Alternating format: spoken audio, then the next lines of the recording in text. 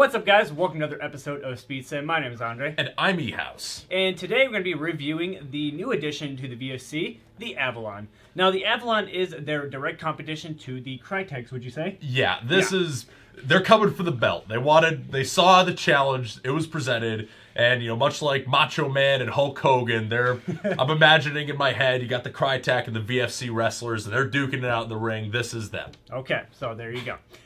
So without further ado, let's go ahead and go over some of the externals that you get with the gun. Now, up top, you do have a monolithic uninterrupted rail system, which you can put any of your optics, lasers, mounts, whatever you want. You can slap those guys on there. In addition to that, you do have an M-lock on the left, right, and on the bottom, so you guys have M-lock accessories. They'll fit on there nice and well.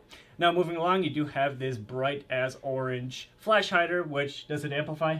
Not really. Okay, so it doesn't amplify. So with that being said, you can take this off and switch it out to something else, or if you do want to have an amplifier, you can put that on there as well. Now, moving along, you do have flip-out front and rear iron sights, which do lock up when you I like that. Which he likes very much. I'm not a huge fan of those because I like being able to throw them back down if I need to. But regardless, those are some nice iron sights. They are going to be pretty good polymer. sight picture on them. Yep. They work pretty well. They are going to be polymer, so it keeps the weight of the gun a little bit down. As you notice with some of the GGs, their iron sights are a little bit heavier, but that's to be expected. Now, moving along, you do have a standard M4 kind of receiver with the Avalon series or the VFC logo right here on the left-hand side. In addition to that, you do have a 120-round mid-capacity magazine, and you do have a finger rest, whether or not you like that. It is a feature that comes with the Avalon series. I think it's kind of a gimmick, but that is just my opinion on that matter. Included with the gun, you do get a very nice elongated trigger guard, so if you do wear gloves in the wintertime, you're going to be able to fit your fingers in there nice and well. In addition to that, you do have a flat trigger, which I have personally tried out, and it feels very crisp and very nice to the build of this gun. You do have ambidextrous fire select switch, which do lock really nice into place, so whether or not you're in semi or fully auto, they click really nice in there. Now, the pistol grip is perfect for me, but not so much Eric, and he will go over that later on in the video. For my hands, because I have a little bit smaller hands, it fits nice and well, and I like the way it feels, although Eric might have different opinions, which is fine. Included with that, you do have a bolt locking capabilities, which does open up the access to your rotary hop up in there as well, which doesn't click into place, which we have looked into, but still, it's still a nice addition. It's kind of a little bit like, it doesn't click as well as some units. Krytac, I think, clicks a little louder, but there is some tactile feedback. But not a lot, which is still nice nonetheless. Yep. Last but not least, you do have the new QRS stock, which is a little bit nicer than some of the other stocks on the market because of the fact that when you pull it open, it flips up and you can access your battery quite quickly. Whether or not this might hold up into some strenuous use, we're going to have to find out later on. But aside from that, it's a really nice stock. You can always change it if you don't like it. With that all that being said, I'm going to hand it over to Eric, and he's going to tell you with his experience, as he did go play with it last weekend. Yes, I actually did this past weekend get to play with this gun, and so to start right off, a little bit of a spoiler warning, I do think this is a very good contender. I think it's a very solid, very well-made gun, and I think it's the best VFC that's ever come out.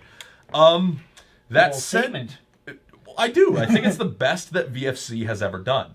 I think there's a reason that Elite Force was telling us the story behind this gun. Apparently, Elite Force initially was thinking of putting this under their brand. VFC insisted that their name stay on this, and I think they have reason to be proud. I think it's a very solid, well-made, premium airsoft AR offering.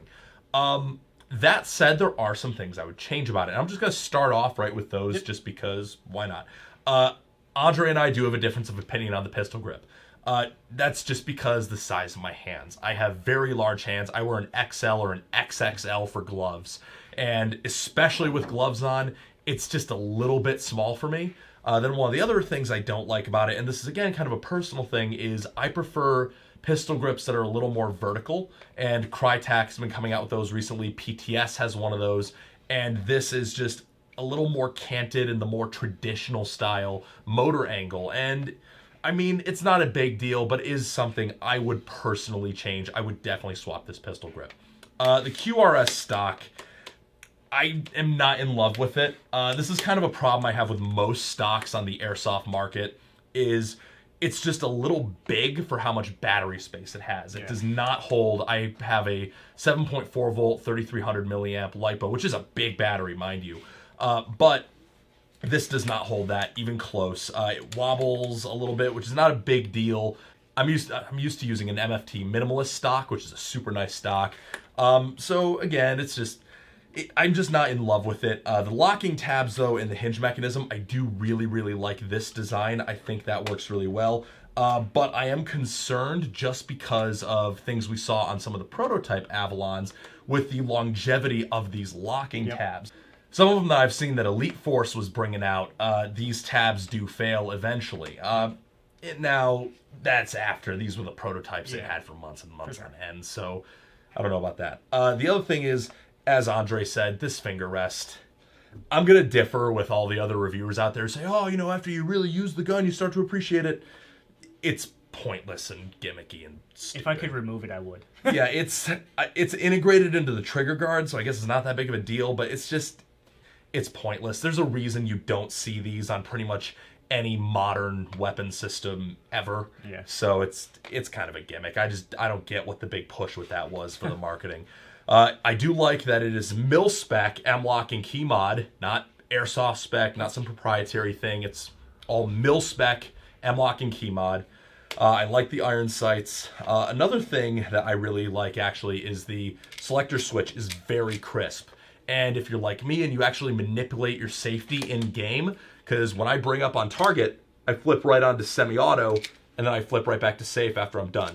And it's very crisp, very tactile feedback, so you know when you're flipping your mechanism. Performance-wise, this gun came shooting right around 360 to 370 feet per second, as is the advertised muzzle velocity for these. It shoots very consistently in terms of the velocity with Krytac 0.28 gram BBs I was using with it, and it fed extremely well from my PTS EPM mid-caps. The only thing is, I would say, the hop-up bucking. The hop-up unit itself is clearly very good, but I think the hop-up bucking is not quite as good as, say, a Krytac. I think the Krytac bucking is just... I mean, it's kind of a magic fairy dust bucking in some ways. And if you want to spend like $8 and immediately make this thing absolutely amazing, put a Krytac bucking in it. Even the inner barrel would probably use replacement, but it's the same with the Krytacs. Yeah. The inner barrels on those could use replacement sometimes. Any inner barrel, unless you buy premium. Yeah, I think a hop-up bucking would bring this thing easily on par with the range and accuracy of any Krytac out of the box, though. And I gotta say, motor in this thing. One of my big complaints with VFC guns in the past, I own a VFC Mark 18.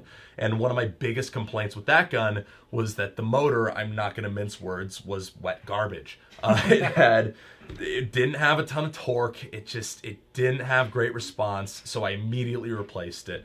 This I would not replace. Okay. With a 7.4 volt LiPo, this motor was absolutely one of, I'm going to come right out and say it, one of the snappiest motors out of the box I have used for semi-automatic trigger response out of 7.4.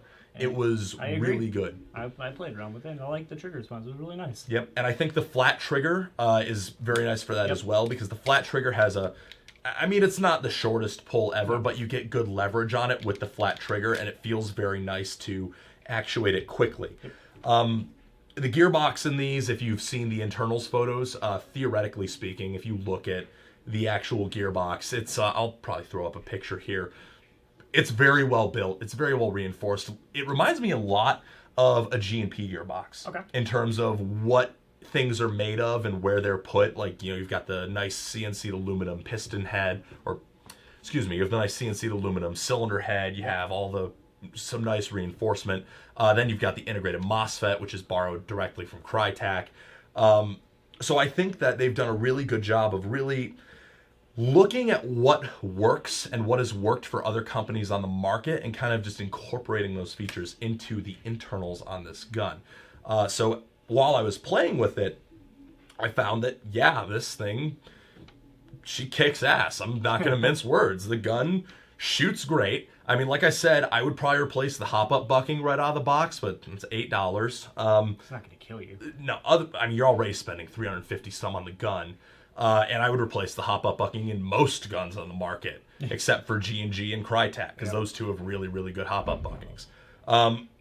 So I think they did a really good job with this. Now, long term, we'll see how things pan out. One of my concerns, and I hope, and I think Elite Force will do this because they have a pretty good track record with it.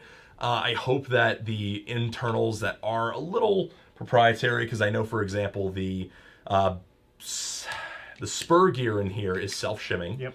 And with most VFC guns, it is. Yeah, as with most VFC guns, and the MOSFET is going to be proprietary with that trigger contact set. So I hope that they offer those parts as readily available replacements just to keep these guns up and running, because the reason I say that is I absolutely think they have something really, really top-notch quality here. Yep. I've secretly been hoping that the VFC Avalon series would be this good because I love seeing the market continue to press forward. And I am very much admitted a Krytac fanboy. Yep. Andre can vouch. I'm a very big Krytac fanboy. You are. I'm not going to give up my Krytac for the VFC Avalon, and I still think that Krytac makes some of the best guns on the market, but I think this absolutely is very, very stiff competition. And if you were looking at a Krytac or a VFC Avalon, I would tell you to choose which one looks cooler to you. Yeah.